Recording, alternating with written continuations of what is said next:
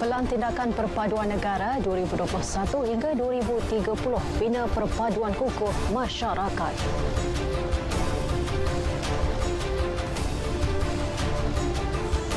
Harga bekalan makanan bakal stabil hujung tahun ini.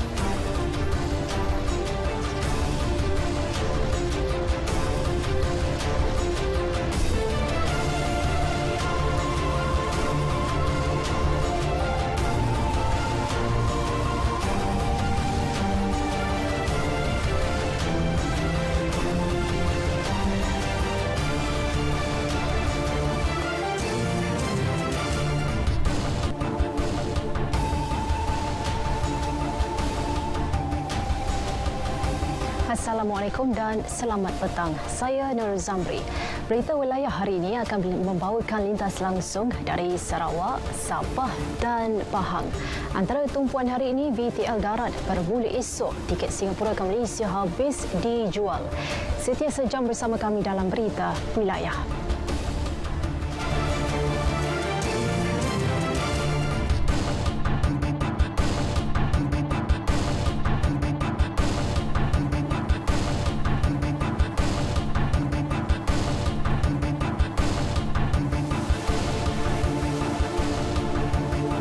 Pelan Tindakan Perpaduan Negara 2021 hingga 2030 dilancarkan dalam usaha mengembalikan semula impian asal perpaduan yang tersurat dalam 5 prinsip rukun negara. Perdana Menteri mengakui rukun negara adalah dokumen asas tata cara kehidupan bermasyarakat warga Malaysia yang telah diisytiharkan pada 31 Ogos 1970 bertujuan membina perpaduan yang kukuh dalam kalangan masyarakat berbilang kaum berlandaskan kesepaduan dan keharmonian antara kaum menerusi prinsip-prinsip yang terkandung dalamnya.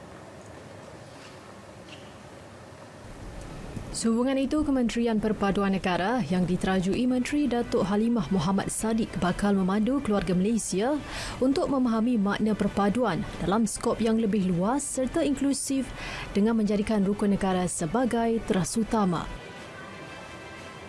Teras strategik satu Datuk Halimah. Memelihara sistem demokrasi raja berpelambagan.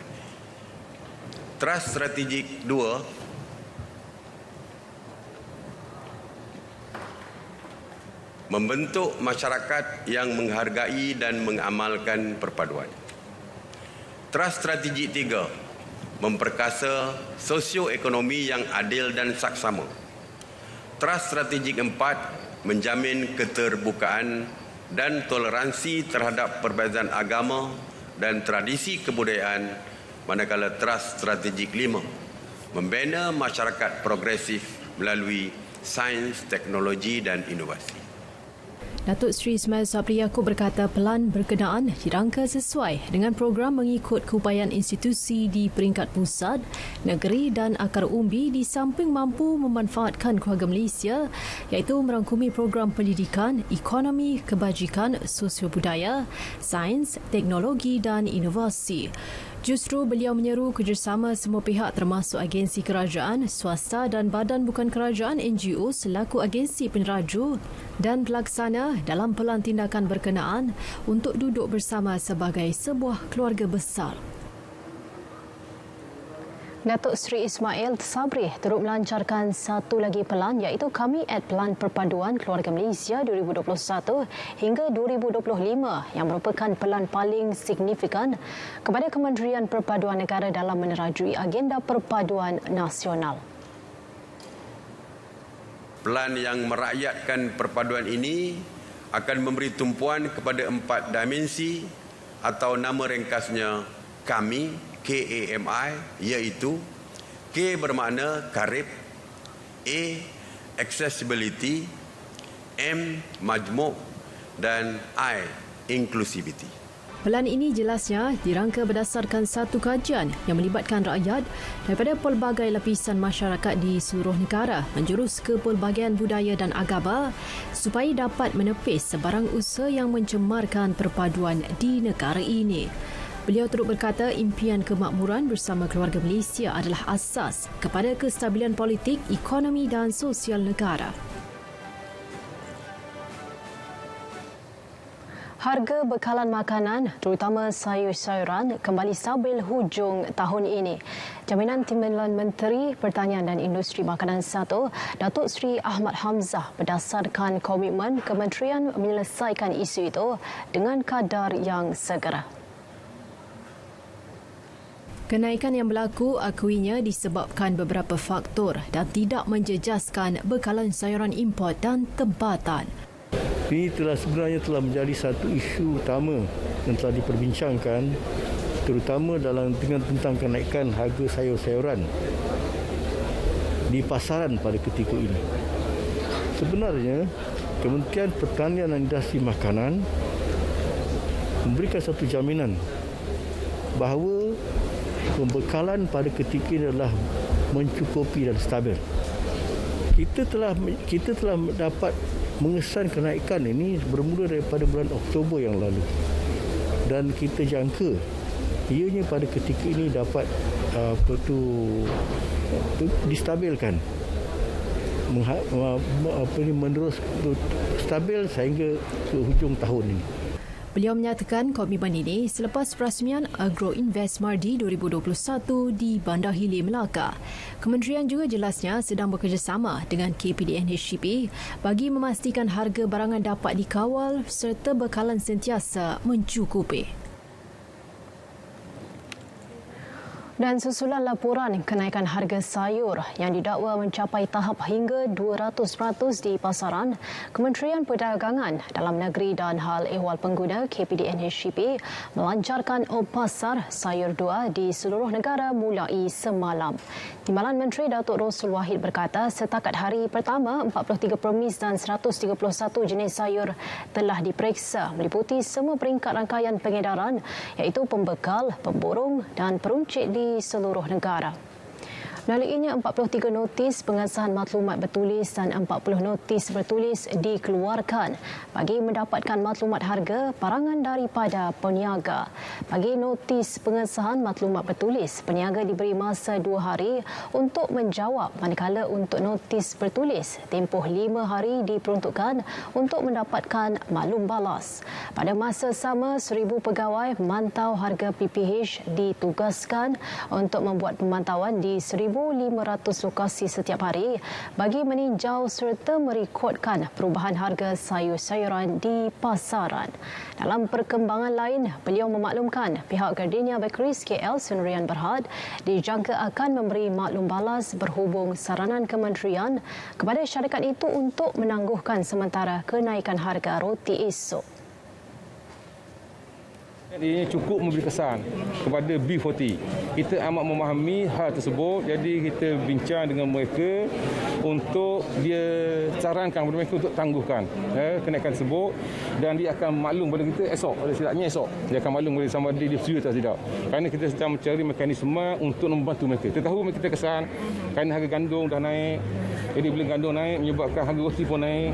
Jadi kita tahu hal tersebut. Jadi kita telah mencari satu cara untuk nak win-win situation.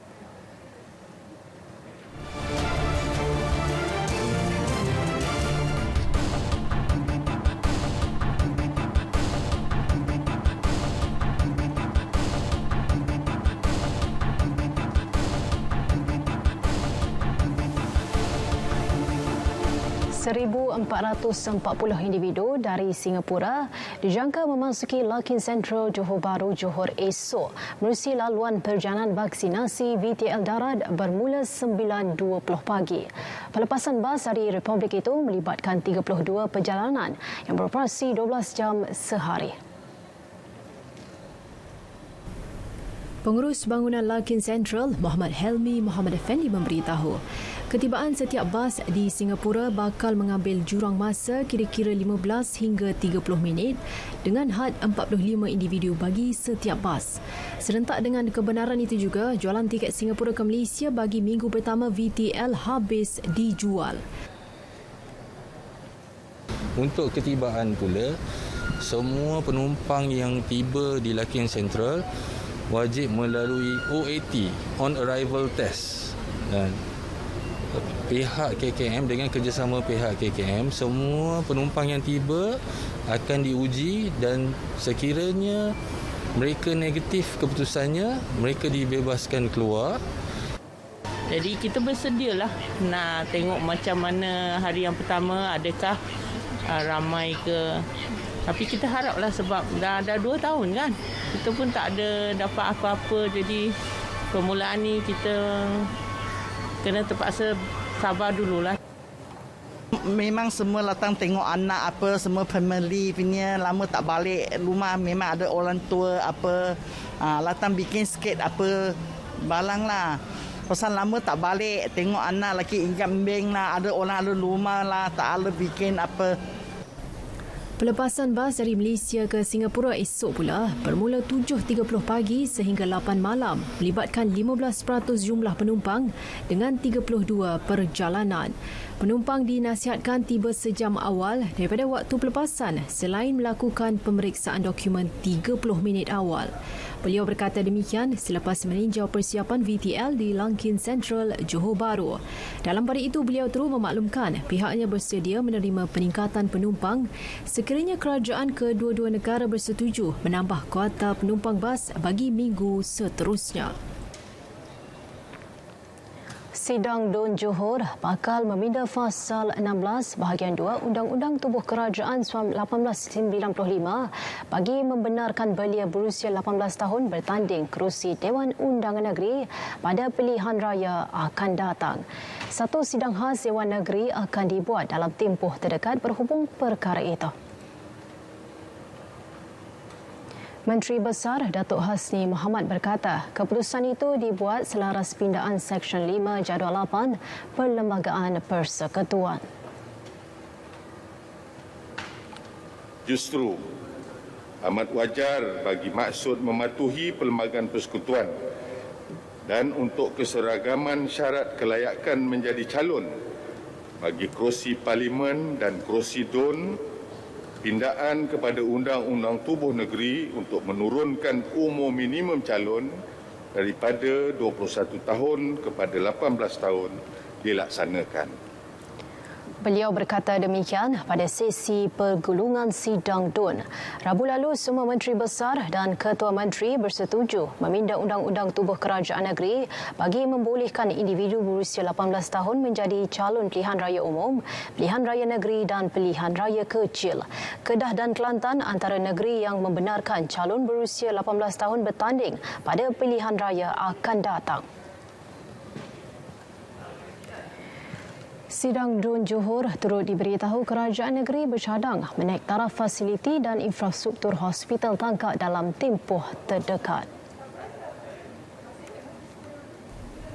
Keperluan itu bagi mengurangkan kesesakan sekaligus meningkatkan sistem penyampaian perkhidmatan kesihatan di daerah tangkap.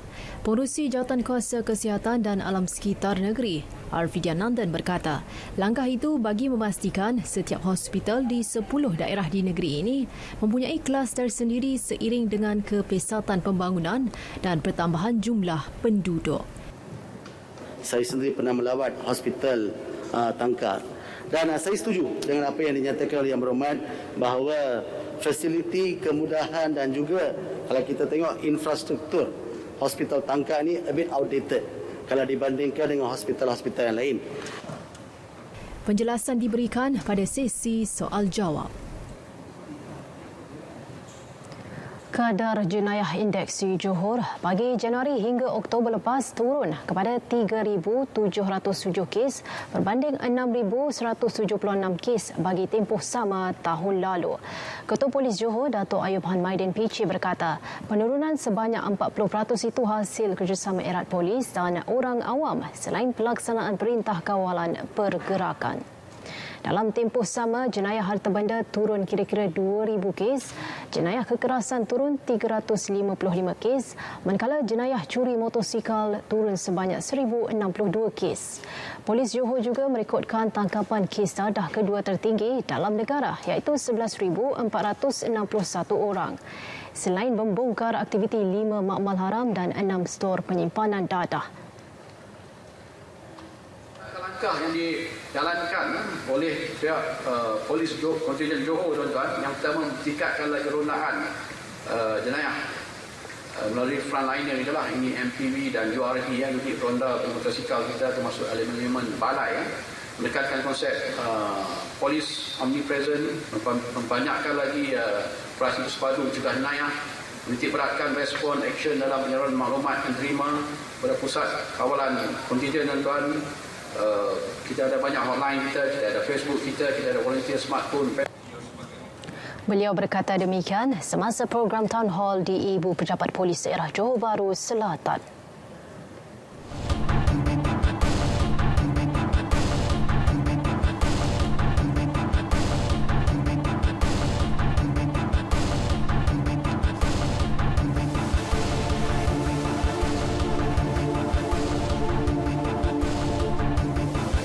Ujian kecenderungan kemasukan ke Mata Perendah Sains Mara UKKM, ujian khas Ulul Albab dan ujian teknikal bagi tingkatan 1 dan 4 tahun 2022 akan diadakan bulan depan.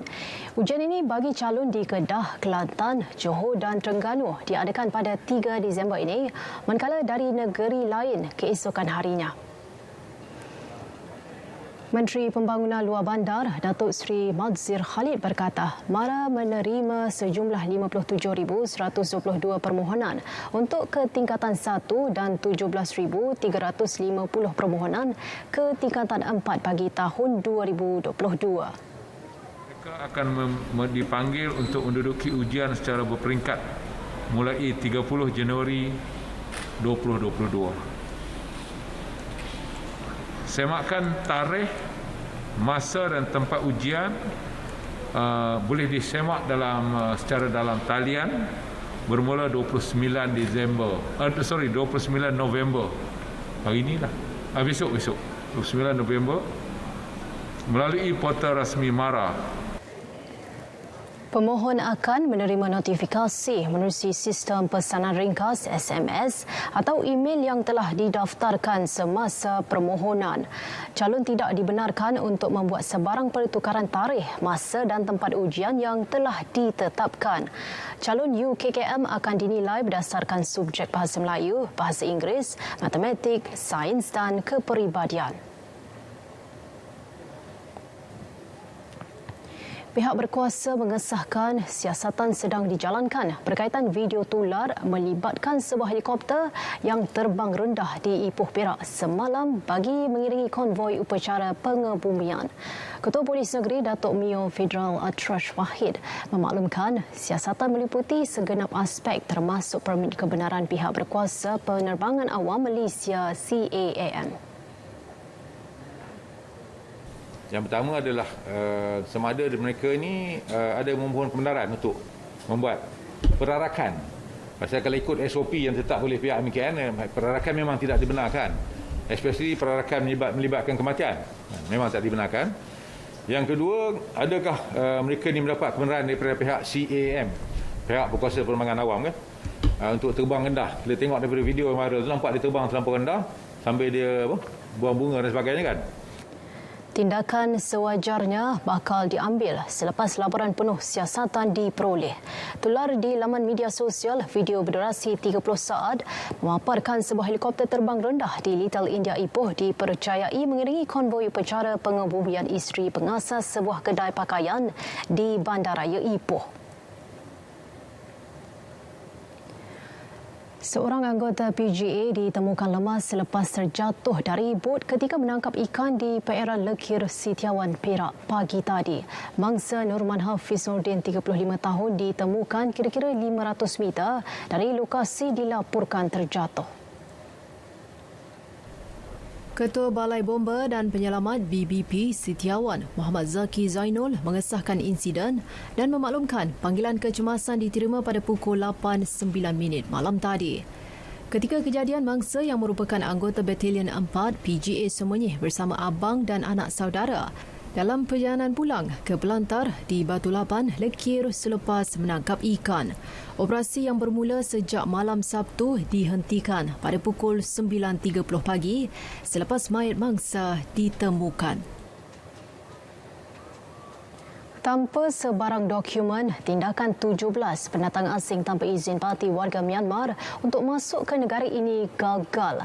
Kesemua mereka ditahan di Plaza Tol Hutan Kampung, arah selatan dekat Al-Usta Kedah Jumaat lepas. Kenyataan Timbalan Ketua Polis Kedah, Datuk Muhammad Rozi Syari menyebut, penahanan dibuat pasukan polis Jabatan Siasatan Jenayah IPK Kedah dan Jabatan Siasatan Jenayah Bukit Aman. 3 kenderaan yang dipandu 3 individu ditahan bersama kesemua parti berkenaan untuk siasatan lanjut.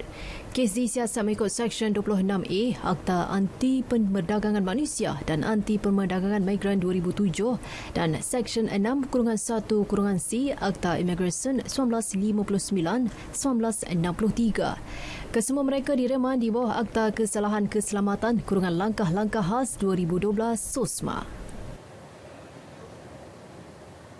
Kebenaran Rentas Negeri sejak Oktober lalu sememangnya merancakkan semula aktiviti ekonomi.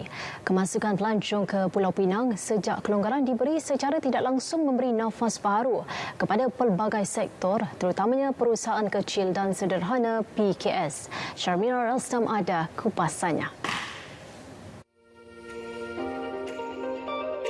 Rata-rata peniaga bersyukur dapat memulihkan semula pendapatan yang cukup terkesan akibat pandemik. Alhamdulillah lah, sekarang sejak Bulan Rentas Negeri ni orang pun ramai, sale pun okey meningkat. Lepas tu kata apa? Ramai jugalah masuk dalam kedai ni. Syukur lah kan. Sebab apa? Customer, kawan-kawan pun mai support daripada luar kan. Okeylah. Alhamdulillah lah, Bulan Rentas Negeri bolehlah juga kita cari duit kan. Dulu tutup tu memang tak ada 5 bulan. Banyak Penang pun banyak, KL pun ada.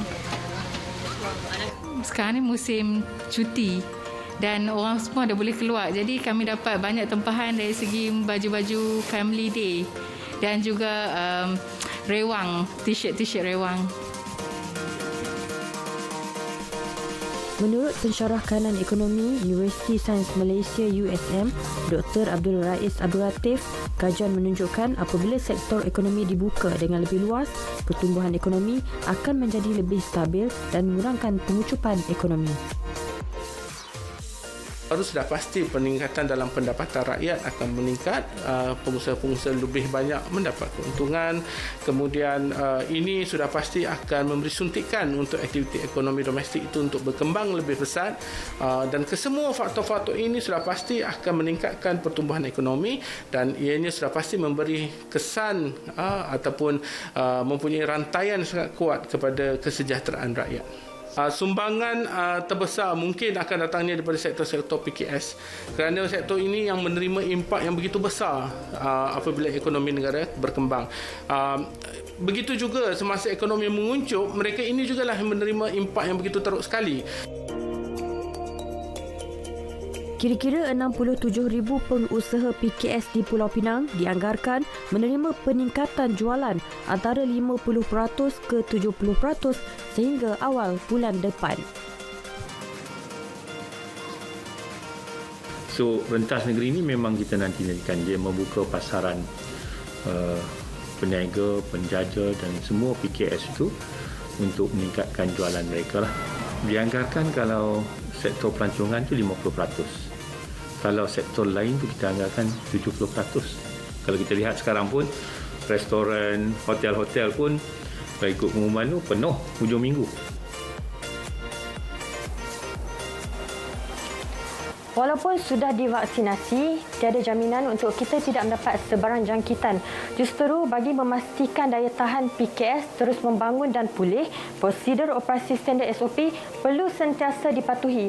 Jangan sewenangnya melanggar SOP yang akan mengganggu pertumbuhan ekonomi dan akhirnya membawa padah kepada kita sendiri. Syarmila Rastam, Berita RTM.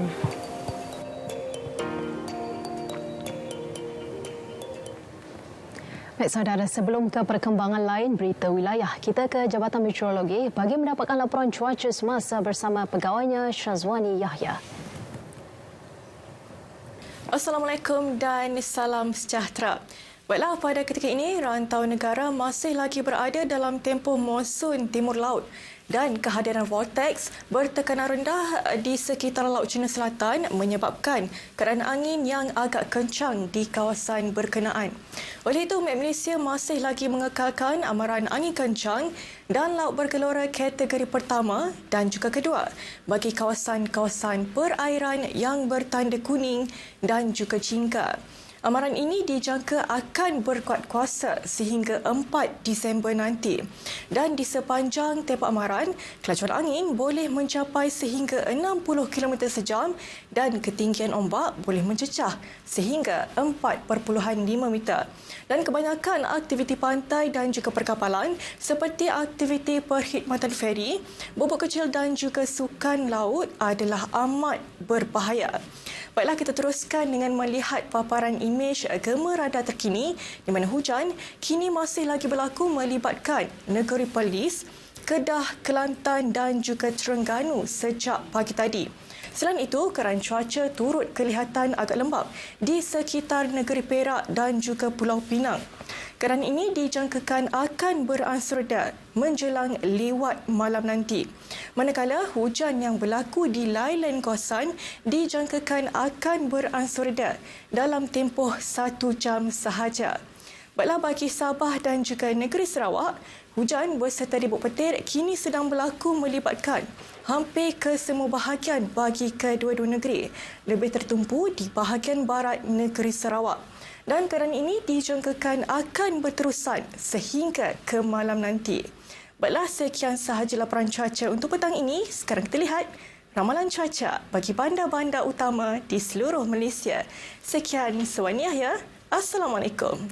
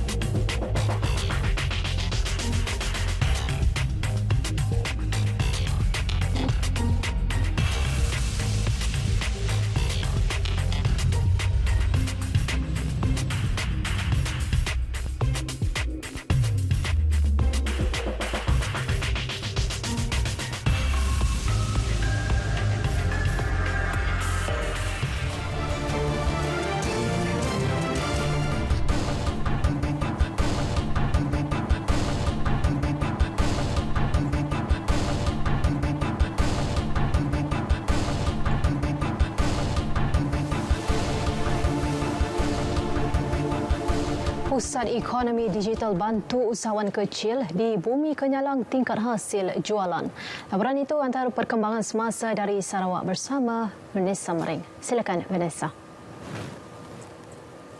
Ya, terima kasih Nurul. Usaha kerajaan mentransformasikan fungsi Pusat Internet Komuniti kepada Pusat Ekonomi Digital PEDI telah berjaya membantu usahawan-usahawan kecil di Selalang Sarikai meningkatkan hasil jualan mereka. Menteri Komunikasi dan Multimedia Tan Sri Anwar Musa berkata, peniaga-peniaga di luar bandar akan dilatih di PEDI dengan mengetengahkan kemahiran pemasaran produk secara dalam talian. Jelas Tan Sri Anwar Musa, kemahiran ini termasuk cara memasarkan produk melalui aplikasi media sosial dan teknik menjadikan sesuatu produk sohor kini dalam kalangan penduduk.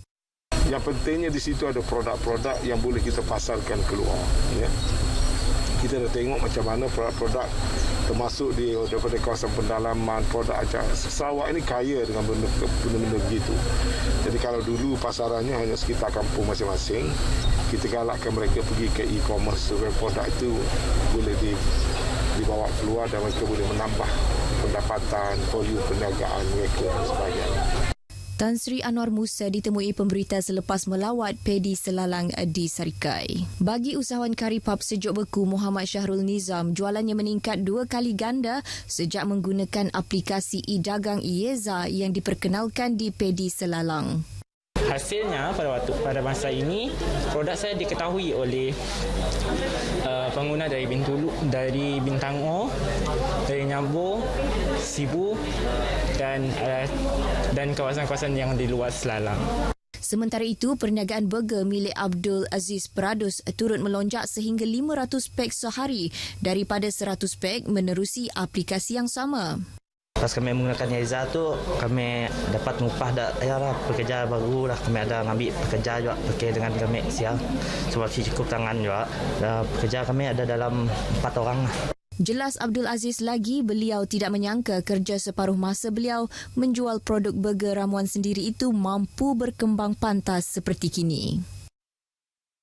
Perluasan program inisiatif digital peruncitan Ready di daerah Kapit bakal merealisasikan daerah tersebut sebagai pelopor digitalisasi luar bandar di Sarawak. Menteri Perdagangan Dalam Negeri dan Hal Ehwal Pengguna KPDN HEP, Datuk Seri Alexander Nantalinggi berkata, program itu diadakan bertujuan memastikan peniaga kecil tidak terus ketinggalan di dalam arus perdana selain membantu perniagaan kecil di kawasan pedalaman melibatkan diri menerusi model baharu perniagaan secara digital.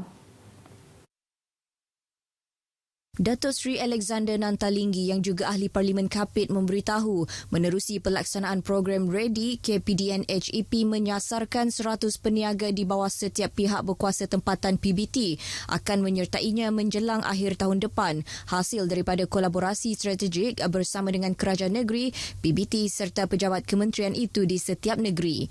Jelasnya sekiranya ini dapat dilaksanakan, KPDN HEP yakin sasaran 15,200 peniaga dalam pelbagai kategori di seluruh negara dapat menerima manfaat dari program itu. Sejak penganjuran program Ready di Kapit bermula 17 November lepas, lebih 400 peniaga sudah mendaftarkan perniagaan mereka bersama penyedia e-wallet. Datuk Seri Alexander berucap pada majlis pelancaran program Ready Negeri Sarawak di Kapit. Pada majlis berkenaan, beliau turut melancarkan kempen pembudayaan norma baharu COVID-19 sektor peruncitan bertempat di Pasar Teresang. Ketua Menteri Sarawak Datuk Patinggi Tan Sri Abang Johari Tun Openg menjelaskan pelbagai bentuk pembangunan infrastruktur telah dilaksanakan di kawasan penempatan semula bakun BRS Sungai Asap termasuk juga di kawasan Belaga. Ini termasuk menyediakan kemudahan tempat ibadat iaitu gereja BEM Apau Koyan yang menelan kos perbelanjaan melalui Unifor sebanyak 10 juta ringgit.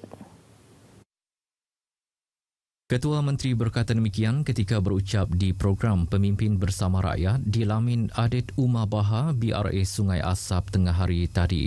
Ia menurut beliau antara peruntukan terbesar yang disalurkan Kerajaan GPS Sarawak kepada pembinaan rumah ibadat khususnya di kawasan luar bandar dan pedalaman.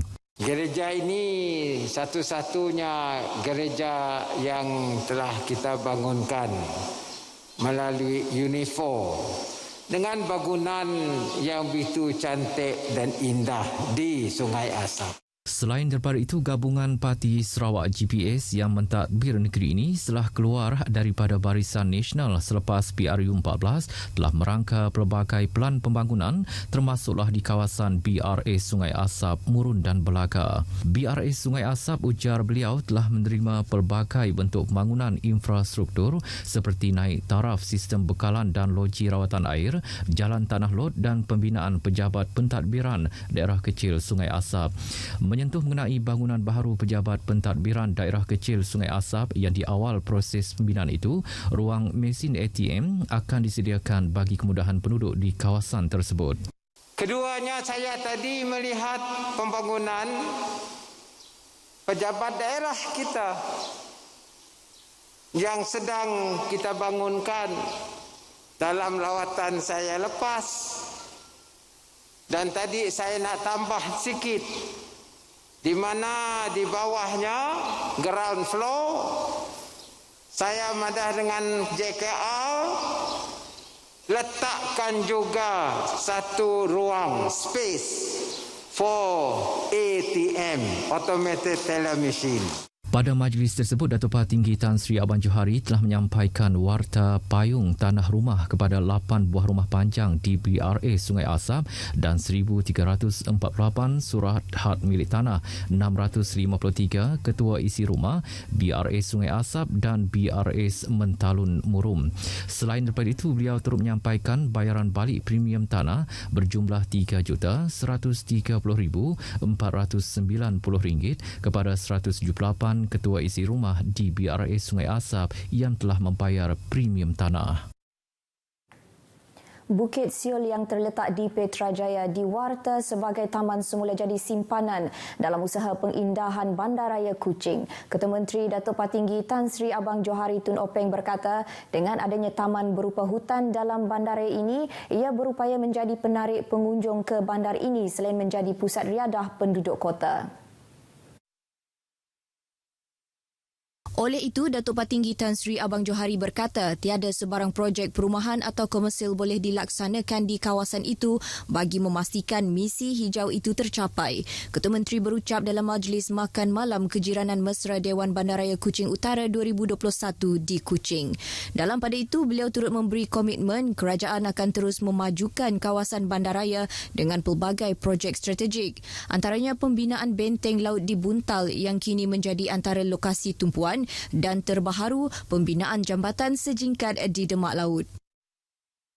Kenyalang Tourism Booster KTB diharap dapat dijadikan batu loncatan dan inspirasi kepada penggiat industri untuk membangunkan industri pelancongan, kesenian dan kebudayaan di negeri ini. Menurut Menteri Pelancongan, Kesenian dan Kebudayaan Sarawak MTEK Datuk Seri Abdul Karim Rahman Hamzah, susulan negara sudah memasuki fasa pemulihan. KTB merupakan antara inisiatif bagi membantu bukan sahaja industri pelancongan, kesenian dan kebudayaan, malah turut membantu usahawan tempatan. Jelas Datuk Seri Abdul Karim Rahman Hamzah selari dengan hashtag Digital, Virtual, Online dan Hybrid Community KTB 2021 juga bertujuan memupuk dan mencetus aura positif dalam kalangan penggiat industri pelancongan, kesenian dan kebudayaan. Beliau berkata demikian menerusi teks ucapan yang dibacakan oleh Setiausaha Tetap MTEK Hee Chang Kee pada majlis penutupan Kenyalang Tourism Booster 2021 di Kampung Santubong, Kuching. Selain itu, Datuk Seri Abdul Karim yakin dengan penganjuran pelbagai program KTB 2021 secara tidak langsung dapat menarik perhatian orang awam untuk mengunjungi pusat percutian yang terdapat di negeri ini. Dengan itu, sekian perkembangan berita dari Sarawak. Kita kembali bersama Nurul di Angkasa Puri. Terima kasih Vanessa di atas perkembangan itu.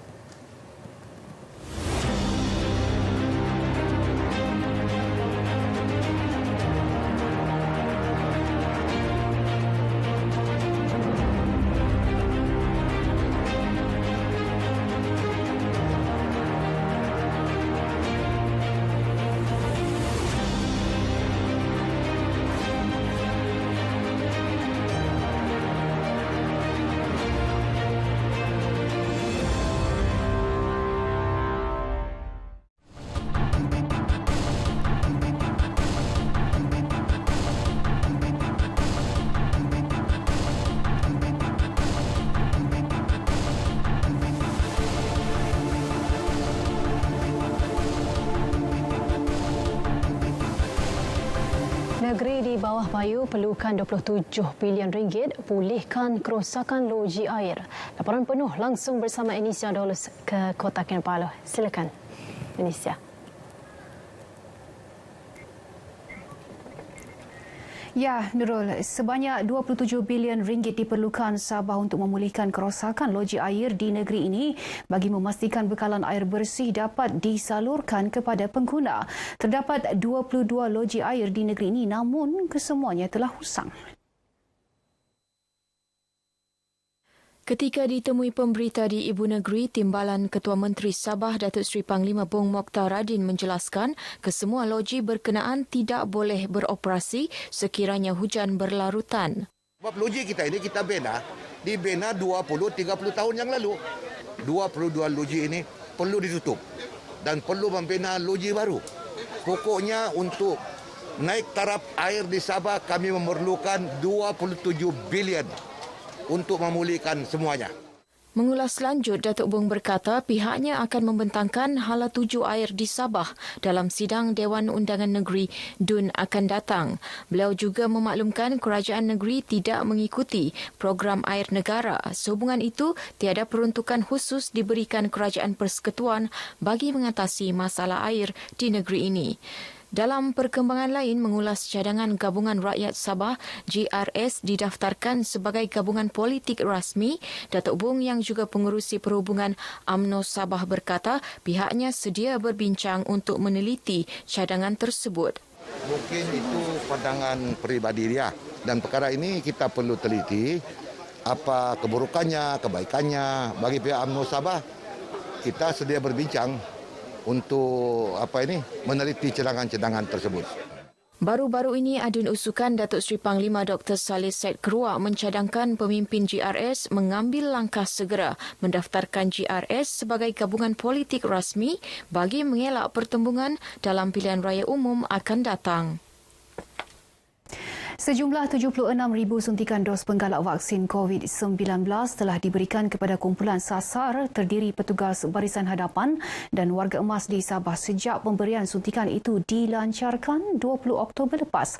Menteri Pembangunan Masyarakat dan Kesejahteraan Rakyat Datuk Shah Helmi Yahya berkata jumlah penerima dos penggalak itu dijangka memuncak pada Januari tahun depan disebabkan penerima suntikan vaksin Pfizer majoritinya divaksin pada Jun lepas. Penerima vaksin Pfizer hanya boleh diberikan dos penggalak selepas 6 bulan. Kepada semua yang ingin menerima dos penggalak, bolehlah periksa di MySejahtera mereka untuk mengetahui di mana mereka boleh mendapatkan dos penggalak ataupun pusat pemberian vaksin yang berdekatan dengan tempat kediaman mereka. Datuk Syed Helmi berkata demikian kepada pemberita selepas merasmikan kempen derma darah Sempena Bulan Kebajikan Negeri 2021 di Kota Kinabalu. Program anjuran bersama Majlis Perkhidmatan Masyarakat Sabah, Bulan Sabit Merah Malaysia, Hospital Queen Elizabeth Kota Kinabalu dan Malaysia China Chamber of Commerce Women Entrepreneur Committee Sabah.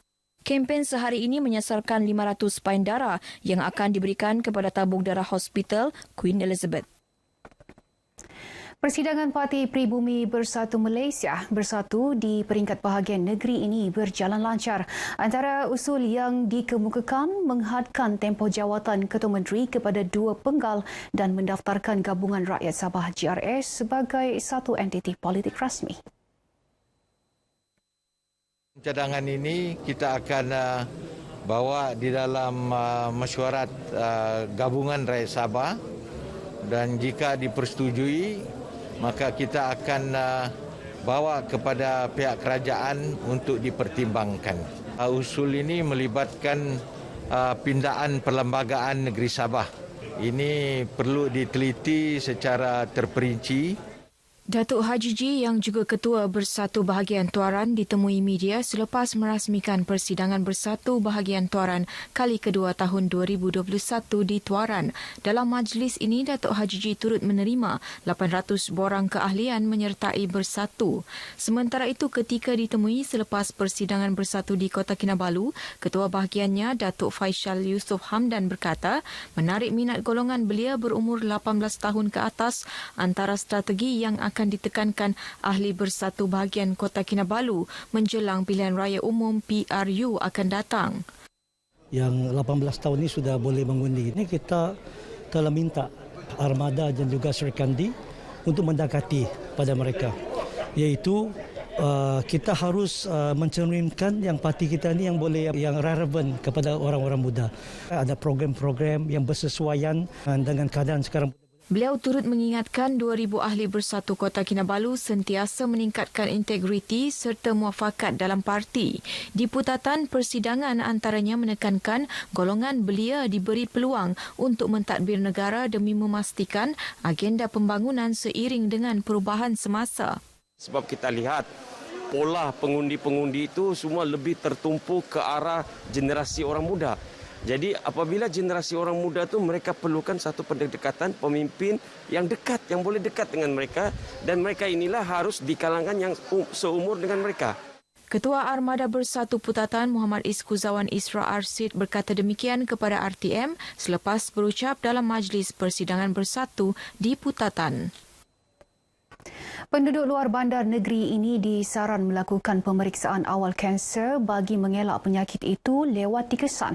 Pengesanan awal kanser membolehkan tindakan rawatan segera diambil sekaligus meningkatkan peluang untuk sembuh.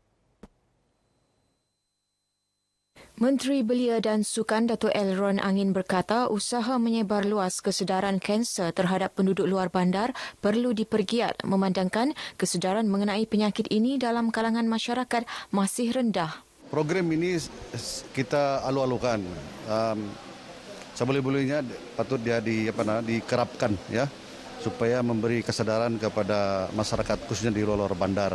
Dato' L. Ron yang juga adun sok berkata demikian ketika ditemui RTM selepas merasmikan program kesedaran kanser di Sok. Beliau juga berharap program seumpama terus dilaksana agar rakyat sentiasa peka terhadap kesihatan diri dan tidak berasa malu untuk tampil ke pusat kesihatan untuk mendapatkan pemeriksaan kesihatan. Sementara itu, Presiden Persatuan Sukarelawan Kanser Sabah, Lawrence Imui berkata program kali ini menyasarkan kaum wanita berumur lingkungan 40 tahun ke atas dan memfokuskan pemeriksaan awal kanser payudara. Semua yang kami daftar dalam program pada pagi ini berpeluang untuk menjalani pengesanan awal kanser payudara melalui program subsidi mamogram yang disediakan oleh kerajaan. Sempena program itu turut diadakan ceramah mengenai penyakit kanser yang disampaikan Pegawai Perubatan Pejabat Kesihatan Kawasan Keningau, Dr. Cliff Asher R. Ongil. Baik, sekian perkembangan dari Sabah petang ini. Teruskan bersama RTM untuk berita sahih dan tepat. Kembali bersama Nurul. Nurul, silakan. Terima kasih Nisia di atas perkembangan itu.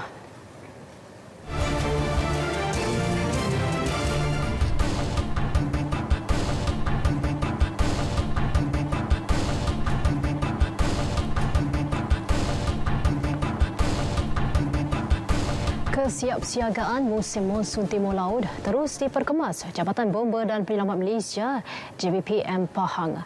Pasukan sukarela sedia digerakkan bagi membantu anggota sedia ada. Rozi Hanis Abdul Rahman teruskan laporan langsung dari Pahang. Nurul, seperti mana yang dimaklumkan Pengarah JBPM Pahang, Insinyur Dr. Wan Muhammad Zaidi Wan Isa, 973 anggota bomba sukarela sedia diatur gerak pada bila-bila masa. Kesemua mereka berdaftar dengan 34 pasukan di seluruh negeri ini.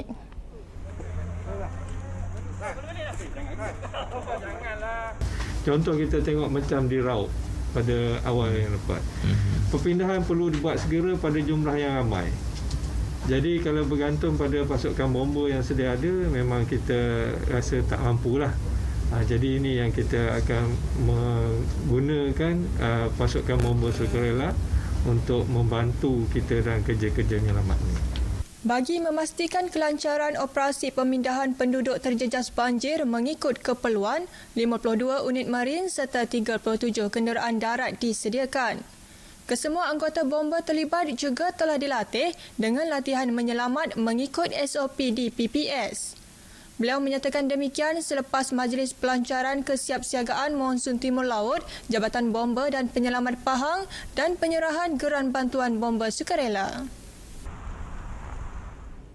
Bagi mengekalkan kelestarian sumber alam yang pernah menerima pengiktirafan antarabangsa, Pulau Tioman bakal menjadi perintis bebas karbon. Walaupun masih dalam peringkat awal pelaksanaannya, projek berkenaan melibatkan 3 fasa.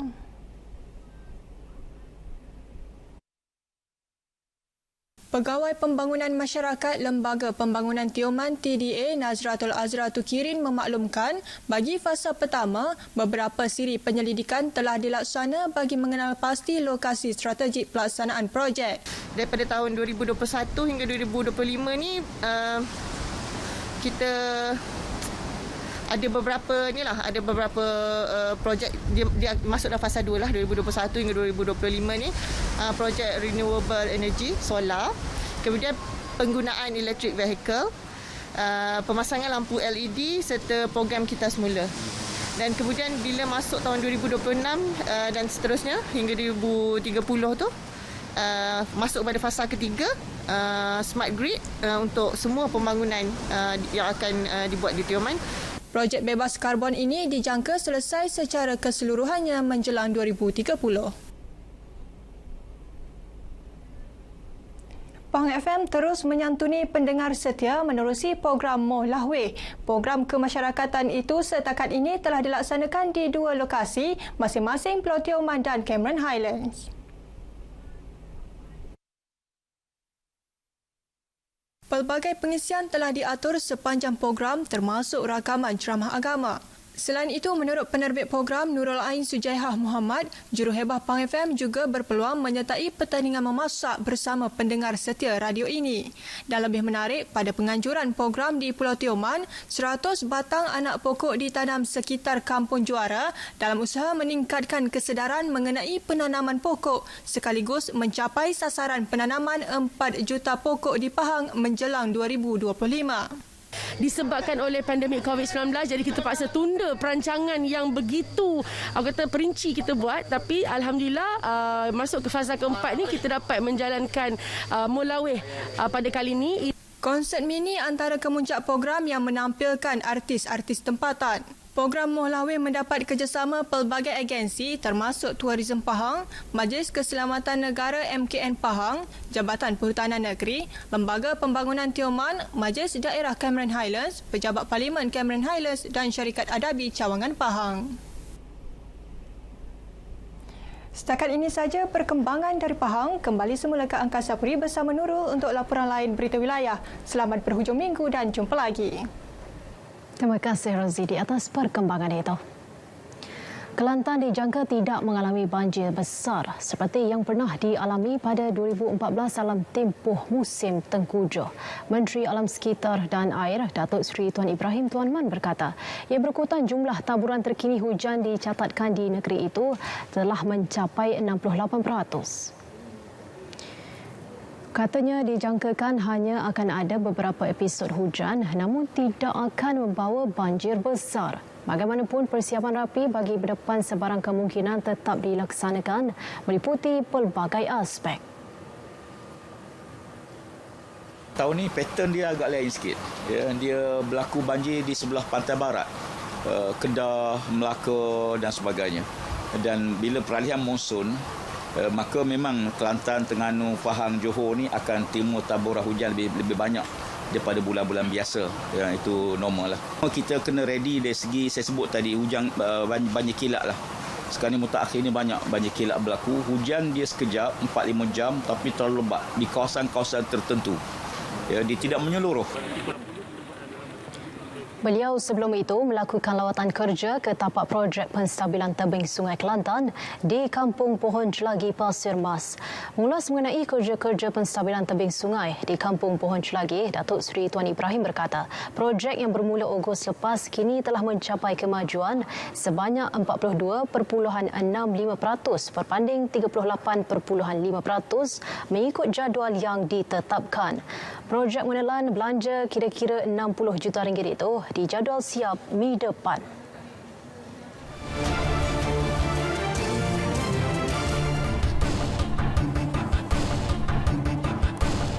Perkembangan sukan, Kementerian Belia dan Sukan enggan meletakkan sebarang tekanan kepada pemain muda skuash negara Aifa Azman selepas muncul juara terbuka Malaysia semalam. Menterinya Datuk Seri Ahmad Faizal Azumu memuji kecemerlangan prestasi yang ditampilkan Aifa dalam kejohanan tersebut dan menyifatkan ia satu pencapaian yang membanggakan. Pihaknya akan terus memberi sokongan dan berharap Aifa mengekalkan momentum sama pada kejohanan lain yang kelak.